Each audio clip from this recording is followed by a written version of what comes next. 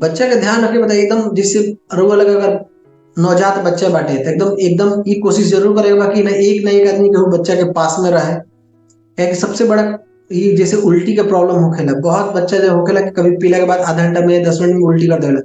वो टाइम में जे भी रहेला तुरंत बच्चे के मुंह आंख नाक साफ कर लेवेला। हर पीडियाट्रिशियन साल में जरूर 2 से 3 गो बच्चे ऐसा देखेला कि जौन उल्टी करके एस्पिरेट कर लेला, निमोनिया हो जाला या बच्चा एकदम ब्रॉड डेड पहुंचेला। जी। एगो दूसरा चीज होखेला बॉटल फीडिंग।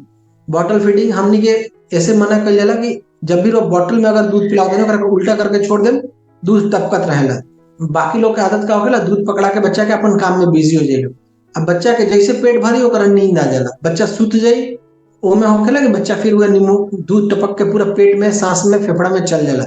ओमे बच्चा खराब होकर के डर रहेला। उससे हर पीडियाट्रिशियन बोलेन कि रो बॉटल फीडिंग नहीं के करेगा। दूसरा चीज होखेला कि बॉटल फीडिंग करेला से बहुत बच्चा लोग के बार बार इन्फेक्शन लगेला। क्या कि बहुत भी लोग होखेला केहू 4 गो 8 गो बॉटल ना रखेला, एक 2 गो बॉटल से सब कोई के थोड़ा बहुत आलसपन होखेला या बिजी होई तो वही में फिर दूध डाली लो, फिर पिला दी लो, फिर दूध डाली लो, या कहीं गई नहीं रास्ता में तो उससे इन्फेक्शन लग जाई। फिर डॉक्टर के लगे पहुंच के पूछे ला लोग, डॉक्टर साहब हमारे बच्चे बार बार बीमार काहे पड़ जाता है।